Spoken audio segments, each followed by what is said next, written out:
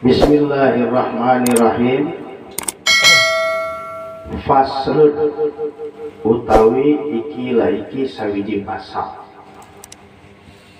fi ahkamil ma'i ing dalam hukume banyu. Saya juga bisa bahasa Jawa tapi bahasa Jawa Jawa kita bukan Jawa. Tapi kalau ada orang Jawa saya nggak ngerti ya dia ngomong, soalnya beda dengan bahasa Jawa kita. Nggak ada bedanya bahasa Arab dengan bahasa Quran, beda. Orang Arab belum tentu bisa baca Quran, walaupun Quran Arabiyyah. Quran itu bahasa Arab, tapi beda bahasa Quran dengan bahasa Arab. Gitu. Orang Arab sendiri belum tentu bisa baca Quran. Nggak ada bedanya orang kita nggak bisa baca. Ada, jangan dikira mutang-mutang. Ada tuh kalau apa pernah di WhatsApp saya apa tuh coba ngomong Arab, amin, amin, paling dia ngomong Arab tuh ya kan, ada tuh. Dikira mau berdoa atau apa, enggak, bukan, itu kan cuma ngomong aja. Iya. Faslun fi ahkamil ma'i. Al-ma'u qalilun wa katsir. Fal qalil ma dunal qullatayn wal katsir qullatani fa aqsar wal qalil yatanajjasu biwuqu'in najasati fi wa illam yataghayyar wal ma'ul katsir la yatanajjasu illa idza taghayyar ta'muhu aw launuhu aw rihuhu. Faslun fi ahkamil ma'i, hukum-hukum tentang air. Air terbagi menjadi dua.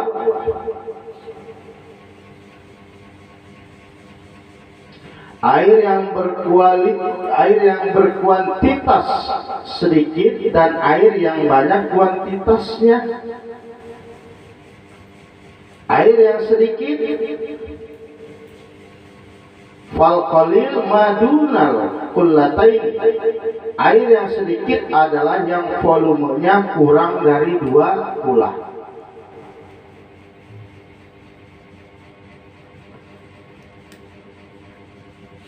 Sedangkan air yang banyak adalah yang volumenya 2 kula, yang isinya 2 kula, lebih dari 2 kula atau 2 kula atau lebih. Air yang sedikit hukumnya berubah menjadi najis apabila terkena barang yang najis. Contoh, air yang najis itu terkena, nah makanya hati-hati tuh. Kalau bisa, kalau kita punya bak mandi, kalau kita wudhu di bak mandi, tapi ya kalau ada keran lebih bagus. Kalau kita di bak mandi, terkadang kan suka di kamar mandi ada cecek ya, ada macem-macem lah, ya kan. Kalau bisa 3 hari sekali atau 5 hari sekali itu bak dibersihkan, karena kita nggak tahu tuh kalau ada najis, kotoran dari cecek masuk. Karena kan betul airnya tidak berubah, rasanya tidak berubah, baunya tidak berubah, tapi terkadang kalau kita lihat suka ada sedikit-sedikit tuh ini kayak gitu. Atau ada kecoa, kotoran kecoa jatuh ke situ. Nah kalau kecoa mah biasanya suka bau, berubah baunya, tapi warnanya tidak berubah.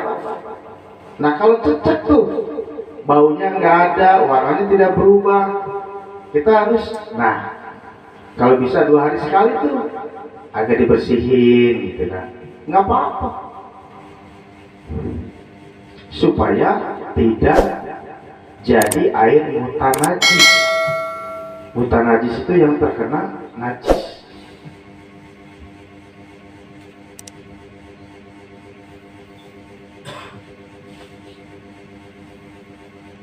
Walaupun keadaan airnya tidak berubah, adapun air yang banyak tidak berubah, hukumnya menjadi najis. Nah, kalau lebih dari 2 kula baknya, selama airnya tidak berubah warnanya, selama baunya tidak berubah, selama apalagi itu rasanya tidak berubah, maka kalau lebih dari 2 bulan boleh. Ya, ini kita bicara yang pertama itu kalau kurang dari 2 bulan. Coba 2 kula itu berapa itu? Berapa liter ya? Coba di Google kan kita pintar tuh di Google sekarang. Coba 2 kula berapa liter? Tuh 2 kula itu berapa mas? Nah 2 kula. Nah kalau bak itu bak biasa yang biru-biru gitu, ada nggak sih segitu? 60 kali 60. Nah kira-kira isinya berapa tuh? Liter. Nyampe nggak? Nyampe kalau 60 isi airnya ya? Nyampe.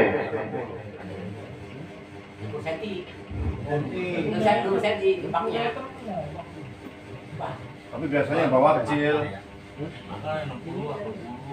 Nah, kalau bisa, makanya kalau sekarang udah tahu, kalau bisa beli baknya yang lebih dari 2 kula. Ya sering-sering dibersihkan gitu, karena takutnya ini mah takutnya syukur-syukur kamar mandinya bersih. Dilihat kan kita juga tahu kali kalau kamar mandi kita suka ada cecek atau nggak ada, ya kan? Gitu. Terus kalau air ketika kita berwudu itu air tidak lebih dari 2 kula, kalau bisa cepretan wudunya jangan sampai kena bak tersebut. Bukannya nggak sah. Iya. Makanya kalau bisa, nih ada ember yang anti pecah tuh ya. Nah kalau buat wudu, kalau kita nggak punya keran, tapi sekarang udah canggih-canggih sih punya keran ya. Iya. Ini mah kalau nggak punya keran dulu, kami tuh, jadi kalau nimba air tuh dulu waktu di potong. Ember yang anti pecah itu kita bolongin, kita tutup dulu. Nah taruh di atas, itu nggak ada 2 kula, nggak akan lah kecepretan. Karena air itu nggak akan, air itu pasti turun. Padasan namanya, padasan. Iya, iya apa namanya itu padasan. Betul. Sekarang mah canggih-canggih dah, udah pakai keran udah ya. Itu bahaya. Nah, kalau airnya Kalau keran punya lagi, airnya nggak ada. pasti kapan kan belum bayar. Nah itu tuh yang bahaya itu. Disebut najis, nggak najis itu air ya. Disebut, aduh. Tayamun tuh. Awas, makanya air pun seperti itu. Nah bagaimana kalau kita wudu dengan air hujan? Gitu kan? Nah kalau bisa ketika kita wudu dengan air hujan, ini hujan udah 3 bulan nggak turun-turun, tiba-tiba turun nih hujan. Nah kita wudu nih dari talang apa nih namanya? Iyalah talang rumah lah. Kita wudu. Kalau bisa kan pasti tuh kotoran di atas banyak tuh. Dan ketika kita ngambil juga airnya juga keruh biasanya, ya kan? Nah kalau bisa ketika kita harus ada terakhir, jangan langsung wudu. Jangan langsung wudu walaupun air hujan, terkecuali langsung. Jadi jatuhnya itu langsung nggak mampir dulu kemana gitu. Tuh air hujan. Begitupun air hujan kalau mau buat nih, ini saya kasih tahu ketika kita mau buat air pengobatan. Nanti kalau udah dapat ijazah, itu pun ngambil airnya jangan langsung, jangan dari talang, tapi langsung. Nah itu air hujan itu luar biasa. Makanya kadang-kadang saya selalu bilang ya, kita ini jangan mau diprovokasi atau jangan mau didoktrin. Ketika ada anak kita hujan-hujanan dibilang, Jangan, nanti sakit. Enggak. Sakit juga dalam artian kalau kelamaan mandi hujan sebetulnya. Kalau cuma 5 menit, 10 menit, enggak, malah sehat Pak. Udah jelas-jelas kok. Walau anna alal qura amanu wa taqaw la fatahna alaihim barakatin minas sama'i wal ardh. Itu air hujan yang dari atas itu membawa keberkahan buat kita. Kalau bisa mah nih, anak, emak, bapak ya kan ke depan tuh di keluar 5 menit, 10 menit ngambil berkahnya aja, nggak apa-apa. Nah, waktu saya pergi haji tahun 2000 hujan kebetulan pas posisi hujan itu Pak yang dagang di dalam, saya kira mau ngapain, lari ngindari, jalan lari ngindari, enggak, mereka supaya karena air hujan tuh orang sana tahu berkah. Kalau kita kan di doktrin nama Belanda dulu, itu doktrin Belanda Pak kalau mau tahu. Iya doktrin Belanda, jangan hujan-hujanan, itu doktrin Belanda. Belanda itu nggak suka kalau kita ngumpul, takutnya membuat siasat.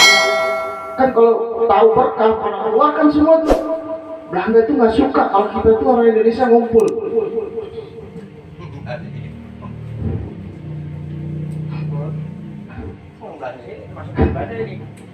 Tuh dari air hujan, jangan biarin anak mau mandi hujan nggak apa-apa, tapi jangan lama-lama juga. Nggak usah mandi hujan, mandi biasa nih main air ngobak gitu kan, bukan air hujan. Kalau kelamaan juga, masuk angin. Termasuk air Pak. Gitu nggak apa-apa. Makanya kalau ada hujan nggak apa-apa, mandi keluar. Saya kalau hujan malam, kalau nggak ada tamu, tapi kalau ada tamu, kalau nggak ada yang lihat, saya mandi. Saya keluar, masuk keluar mandi enak, bener. Terus kalau bisa pas di pancurannya tuh di dada kita nih, apa namanya, punggung kita nih, 2-3 menit aja. Yang migrainnya hilang. Yang punya darah tinggi, insya Allah. Benar. Keluar kalau hujan gede nggak apa-apa tuh di apa namanya di punggung ya. Punggung besar. Tapi jangan lama-lama juga, 15 menit, 30 menit saya bisa masuk angin. Orang air berkah kok dari langit, terkecuali air comberan. Udah hal-hal yang gitu dihilangkan, nggak apa-apa anak-anak mandi hujan. Tapi kita liatin jangan lebih dari sekian menit gitu kan. Makanya saya mau menghilangkan nih, apa doktrin-doktrin bahwa air hujan itu bikin ditutup kepalanya ini. Udah ada air hujan udah nggak usah takut, enggak sakit. Jangan lama-lama lah. Kita kan mandi air apa? Orang di kamar mandi aja kalau kita apa namanya masuk kopak lama ya masuk angin. Nah, berdoa pun ketika kita turun hujan, berdoa dijawab sama Allah. Karena rentetan air itu langsung dari atas dan itu akan dijawab. Doa ketika turun hujan dan ayam berkokok.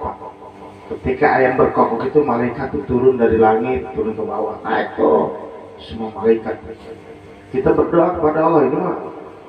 Udah jam segini ayam.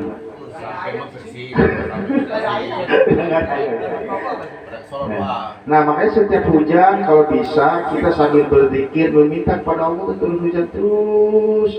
Jangan ini mah ada hujan kadang-kadang gitu hujan nih rese lari segala apa. Udah nikmati itu berkah dari Allah hujan itu. Turun hujan doa dijabah Allah. Kurang apa itu yang baca?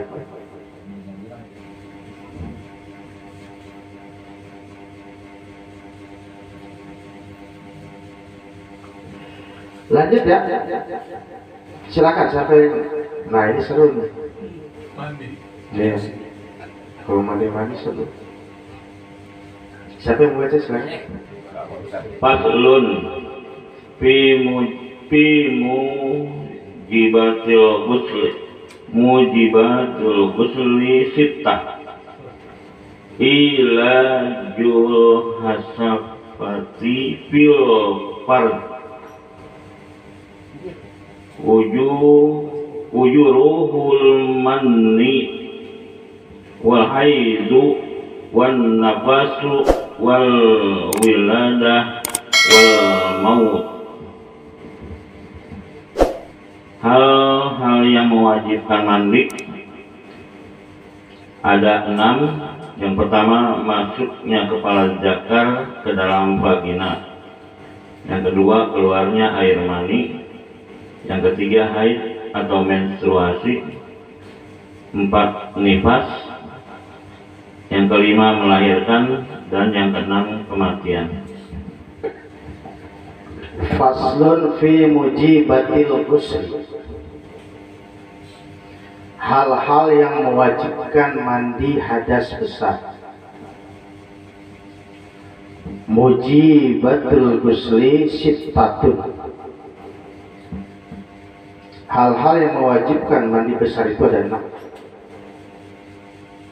Yang pertama, ilajul hasyafati fil farji. Yang pertama, masuknya kepala zakar ke dalam vagina. Satu-satu. Yang begini jangan sampai. Ada pertanyaan. Ketika suami istri yang begini harus kita kupas biar tahu. Berhubungan baru kepala dia misalnya masuk. Nggak apa-apa. Ini memang wajib kita ketahui. Tiba-tiba anaknya mah mau nih ya kan ke ini nih apa namanya ke pending sampai ke pendingnya sehari 2 hari malah ya kan. Nah itu apakah mewajibkan mandi? Kadang-kadang orang berpikir karena nggak keluar mandi nggak mandi wajib mandi. Kalaupun tidak keluar, iya mandi wajib. Jangan mentang-mentang nggak mandi, nggak keluar, orang baru kepalanya doang. Nah itu wajib mandi ya, wajib mandi karena sudah nyentuh. Udah nempel, wajib mandi walaupun tidak keluar mani. Nah, wajib mandi. Saya mau kasih tahu, tidak cukup mandi loh, Pak. Ketika kita mandi nih, nawaitu raf'al hadasil akbari an jami'il badani fadlillahi ta'ala. Niat aku menghilangkan hadas besar dengan nawaitu raf'al hadasil akbari an jami'il badani, seluruh badan mandi fadlillahi ta'ala, fadlu karena Allah ta'ala. Kita kan punya pistol nih, saya nggak pistol ya. Itu jangan sekedar mandi, Pak. Ujung pistol itu kita harus sampai kesep loh, Pak. Kena air. Tapi jangan sampai kencang, pakai perasaan. Iya, itu ujung apa namanya? Ujung itunya. Iya, moncongnya itu harus sampai kesep, jangan sampai jangan ninggalin air. Itu kan masih ada tuh ya licin tuh kalau kena air tuh ya kan. Itu harus sampai kesep, Pak. Kalau nggak sampai kesep itu nggak sah loh, Pak. Ini kita bicara hukum syariat ya, hukum fikih. Jangan kita coba bayar cuma mohon maaf nih. Selesai mandi doang pakai sabun. Iya nggak sih? Ujungnya kita lupa.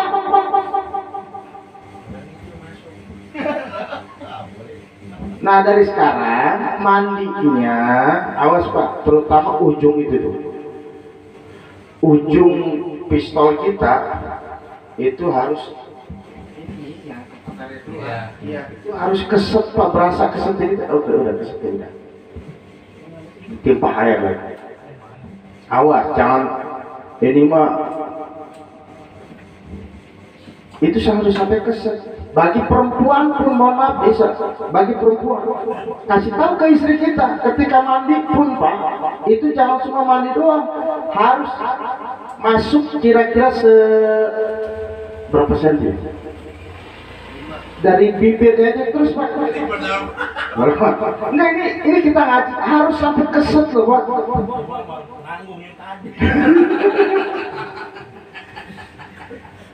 Aku cuma masuk pada Itu harus sampai kasih tahu istri kita juga.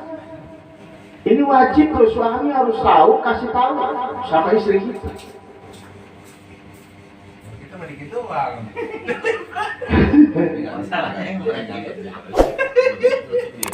Kasih tahu harus sampai apa ya, harus sampai gimana ya, keset lah. Nah, kalau masih ada licin terus aja terus. Itu wajib tahu. Kalau dulu seperti itu, aduh saya dulu karena nggak tahu ada rukhsah, ada keringanan dari Allah, nggak ada masalah. Tapi sekarang kalau udah tahu, wajib kasih tahu sama istri. Lo kan tahu jangan dipasang pil. Bahaya di belakang. Terwujudnya doang. Itu harus enggak, jadi jangan depannya doang, kasih tahu ke istri, jangan sampai ke dalam. Sampai ke dalam. Nah, makanya di sini wajib mandi, masuknya kepala zakar ke dalam vagina, walaupun tidak keluar, wajib mandi. Ada susah.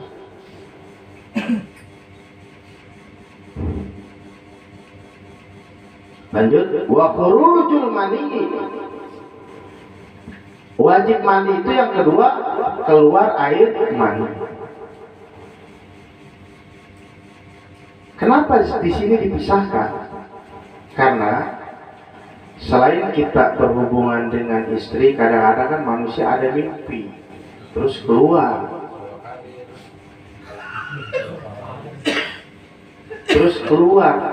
mimpi, itu wajib mandi. Atau ada dalam kitab Uqudul Lijen, ketika istri sedang haid, istri membantu mengeluarkan kita, itu namanya khurujul mani, bukan sekedar mimpi. Iya, istri lagi haid, kita lagi mau, wajib istri. Dan kita tidak diperbolehkan oleh tangan kita sendiri, haram hukumnya. Ketika kita mau, istri haid, nah kita macam-macam pakai tangan kita, itu haram hukumnya dalam kitab Uqudul Lijen menurut Syekh Imam Nawawi. Minta bantuan istri lah, istri ada. Kalau kita benar-benar lagi mau, berarti kan beda perkara memasukkan kepala zakar dan ke dalam vagina dengan keluarnya air mani, kan berbeda situasi. Nah, itu wajib mandi. Ada lagi, nawaitul ghusla li raf'il hadatsil akbari min khurujil mani. Niat aku menghilangkan hadas besar dari keluarnya air mani. Fadlillahi ta'ala. Beda niat. Ini kan kita bicara hukum fikih Imam Syafi'i ya. Kalau menurut Imam Maliki, niatnya silakan satu niat, nggak apa-apa. Nawaitu raf'al hadatsil akbari an jami'il badani fadlillahi. Itu yang umum. Tapi menurut Imam Syafi'i, ketika kita keluar air mani, maka niat hadas besar itu nawaitu raf'al hadatsil akbari min khurujil mani.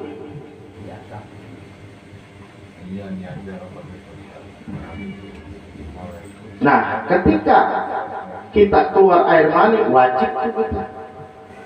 Kalau bisa, ketika keluar mani, terus tanggunglah habis apa namanya, habis subuh mandinya misal ya kan. Tidur dulu, kalau bisa sebelum tidur wudhu Pak. Karena dingin posisinya atau situasinya kita lagi ada di puncak sama istri ya nggak.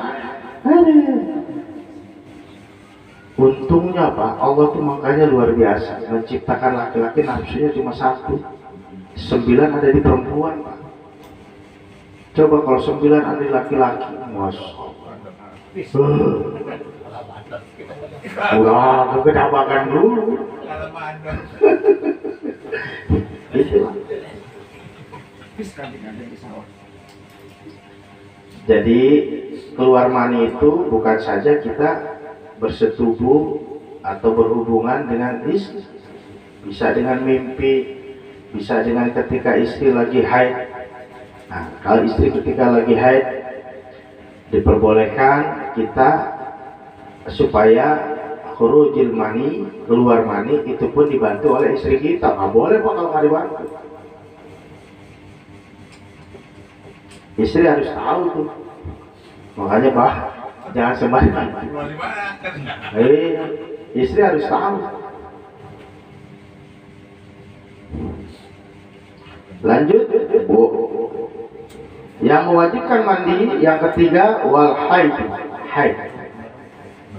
Istri haid terus kasih tahu juga, pokoknya kalau untuk istri ketika lagi mandi tolong mah semalam ngaji malam minggu.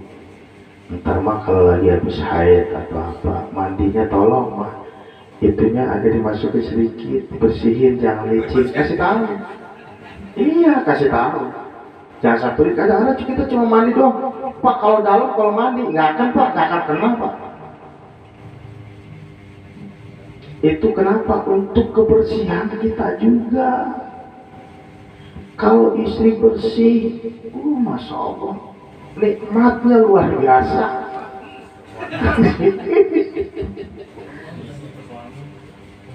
Aduh, masya Allah. Nikah itu Pak, nikah itu enaknya cuma 5%. Sisanya enak buang. Kenapa ada yang nanti ada waktunya. Pokoknya 2026 target mereka berdua sudah nikah lagi.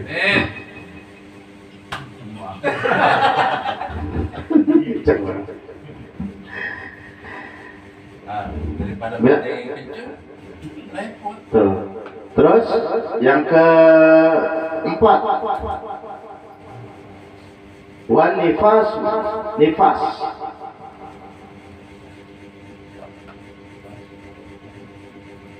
Pokoknya kasih tahu lah sama istri seperti itu. Wal wiladatu, melahirkan. Sebetulnya mandi di sini ada 2. Setelah melahirkan, yang kedua setelah nifas. Udah mau Indomie udah habis tuh 40 hari ya. Indomie udah habis. Makanya kalau istri habis lahiran tuh kita beli aja Pak 1 dus Indomie itu. Sehari 1, sehari 1.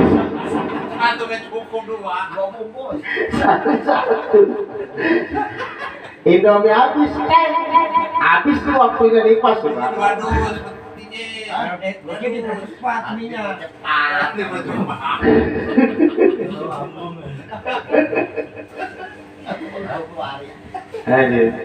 Kadang-kadang kan kita suka lama lagi begitu kan, nunggu 40 hari. Aduh.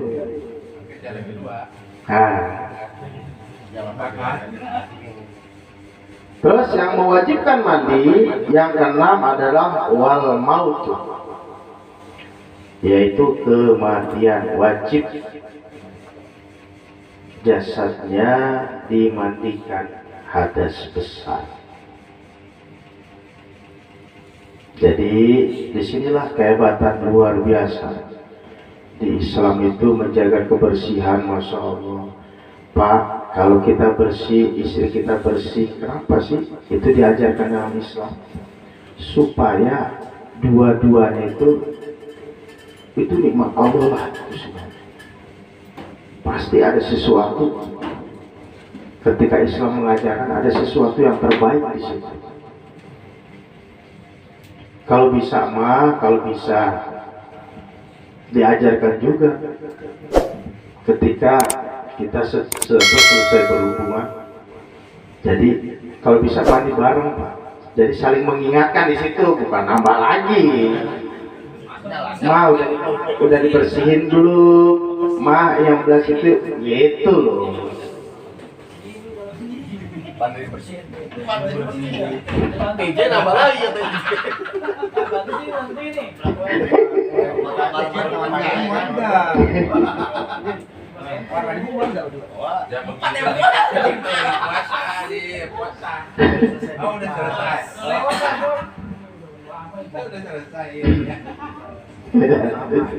Tadi bantuan doang.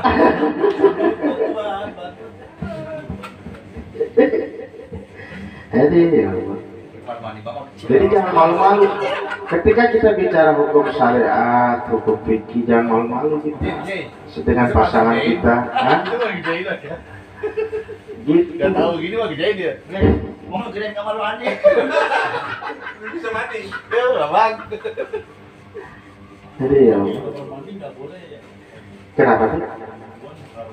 Siapa bilang kata Rasulullah dalam kitab Uqudul Ijen pun dinyatakan bahwa silakan ketika kita sudah nih, saya terima nikahnya Anu bin Anu dengan mas kawin tersebut dibayar tunai, jebret, di situ telah disahkan, silakan mau gaya apapun, mau dimanapun, asal jangan di tempat umum. Saya menitip.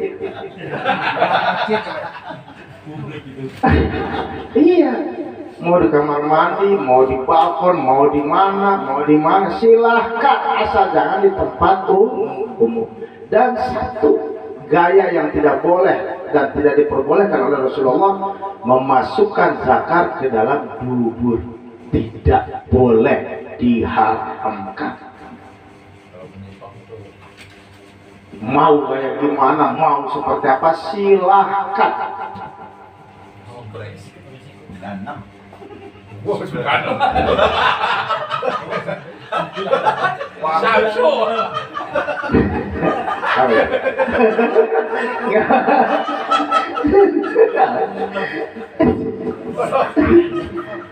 Sembilan mah 76. Ada kerusuhan ya 96 terus dia.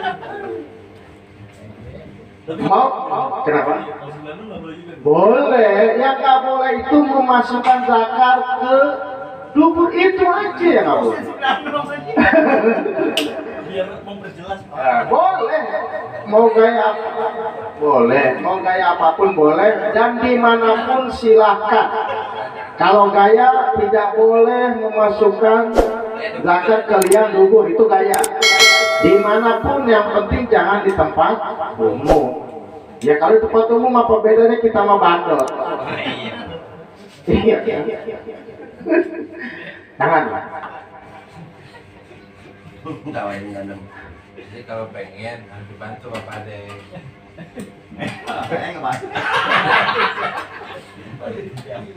Soalnya tidak haram pakai tangan sendiri. Benar Mas. Aduh rasa dia. Ini garuk-garuk parah.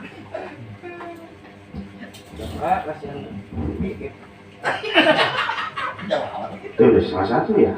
Udah cepet juga. Nah, pokoknya kasih tahu sama istri-istri ya. Saya mah ngerti. Mas, sekarang mah gaya apapun boleh. Ya kan? Ma, ini situasi apapun, situasi mau dimanapun boleh, asal jangan depan umum.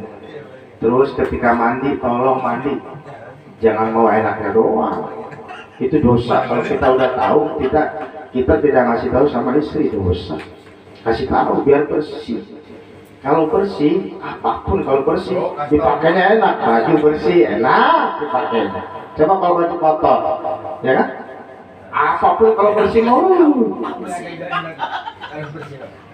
Ada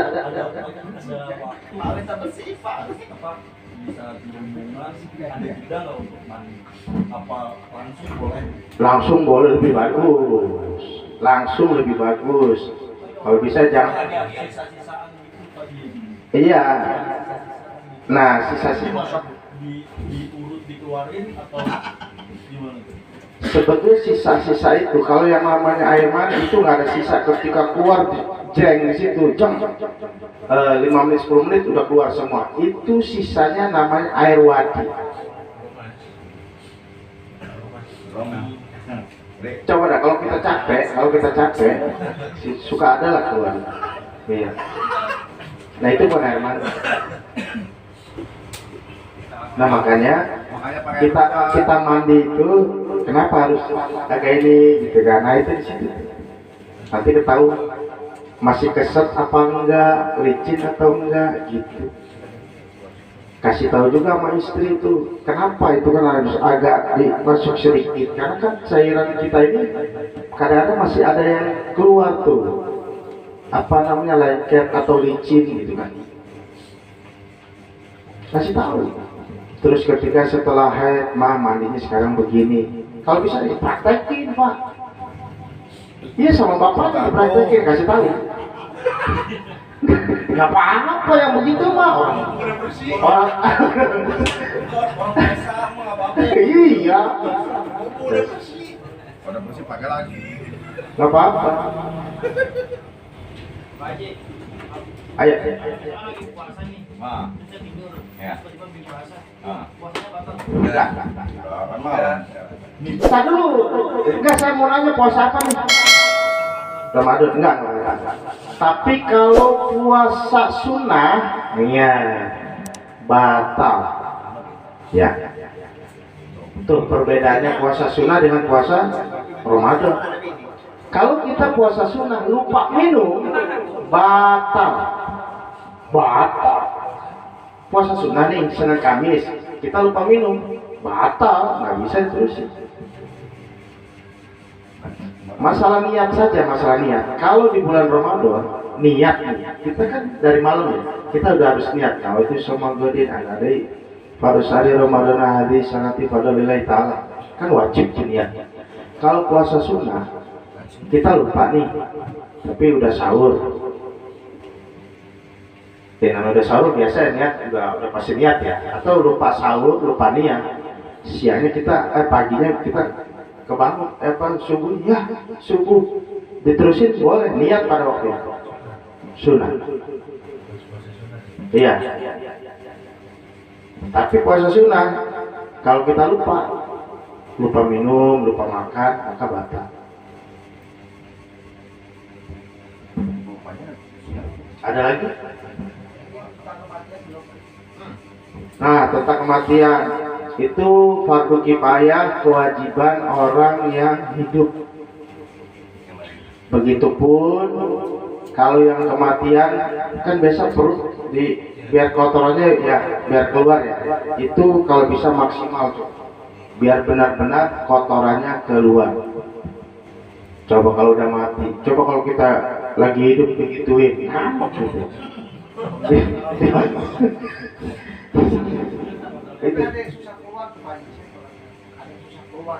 Nah, kalaupun susah keluar, maka di situ memang kemampuannya seperti itu dan itu ada rukhsah, silakan, nggak usah dipaksakan. Terus juga bersihkan itunya, punya yang orang mati itu sama, biar keset juga. Itu yang kematian itu kewajiban orang yang hidup. Tadi setelah tadi kan pada saat memandikan jenazah kan kita manggil orangnya, karena dia lebih paham ya. Terus sebagai seorang anak kita ikut membersihkannya. Wajib apa? Wajib, sebetulnya anak mah wajib lah. Kalau bisa nih anak mani ketika kita orang tua kita meninggal, nggak usah ngandelin orang lain jadi imam. Anaknya yang jadi imam kalau perlu. Kalau memang kita bisa. Nggak ada rukunnya, nggak ada rukunnya kalau untuk memandikan jenazah. Nggak ada. Niatnya aja. Ya? Niatnya aja. Nawaitu raf'al hadasil. Nawaitu niat aku raf'al hadasil hadzal mait an jami'il badani fadlillahi ta'ala. Niat aku memandikan hadas besar ini mayit seluruh tubuh, fardu karena Allah Ta'ala. Posisi nyiramnya Pak Haji bebas. Bebas posisi nyiram. Mau dari pengadu, yang penting mah semua ya basah, terbasuh semua. Betul. Pelayanan. Jadi kalau bisa mah nih kita sebagai anak nih, makanya Masya Allah luar biasa. Itu ada ya. Saya pernah diceritain sama guru. Ini anak bandel tapi pintar. Ketika orang tuanya meninggal,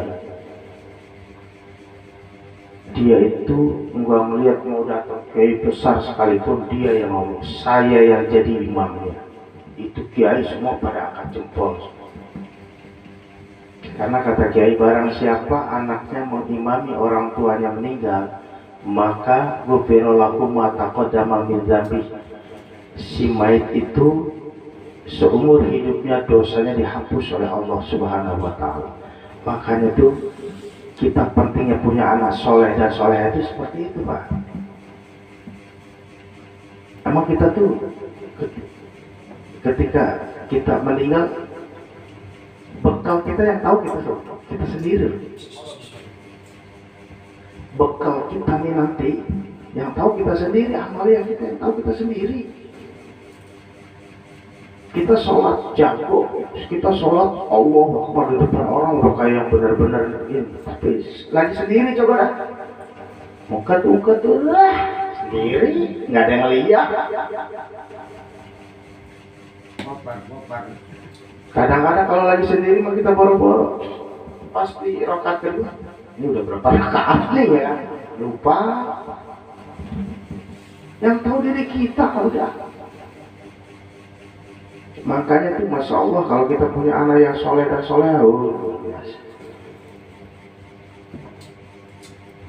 Syukur-syukur, oh anak saya perempuan, gimana ya? Nah makanya nyari mantunya yang soleh. Nyari mantunya yang soleh, kalau mantunya yang soleh, mantunya yang saya yang jadi imam, yang lain nggak boleh. Belakang semua.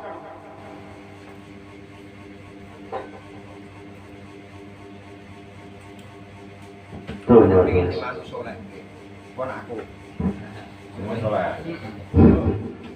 Kasih tahu anak-anaknya, kalau perlu wasiat kepada anak-anak, kalau bapak udah meninggal, kamu jadi imam sholat ayah ya, sholat papa ya. Jangan warna. Kalau kita berwasiat kepada anak masalah harta, kita meninggal, itu anak bisa berantem, Pak. Gara-gara warisan, disiksa tuh orang tuanya, Pak. Kalau anak berantem gara-gara warisan kita, udah siap-siap, Pak, disiksa kita. Sehebat apapun ibadah kita nih, sholat kita, puasa kita, tahajud kita meninggal, anak berantem gara-gara warisan. Waduh, itu jadi fitnah luar biasa. Emang kalau warisan setelah meninggal atau sebelum meninggal yang dibagi-bagikan? Nah makanya kalau bisa sebelum meninggal kita, Pak. Kalau bisa, jadi kita menghindari ribut, menghindari chaos di keluarga. Oh anak nih ada 3, nah sebelum bapak meninggal panggil ya anak pertama, kedua, ketiga. Ini kamu yang ini ya, kamu yang ini ya, kamu yang ini ya. Setuju? Setuju? Yang ini enggak, ayo mana? Kenapa enggak? Mendingan berdebat pada saat itu, Pak.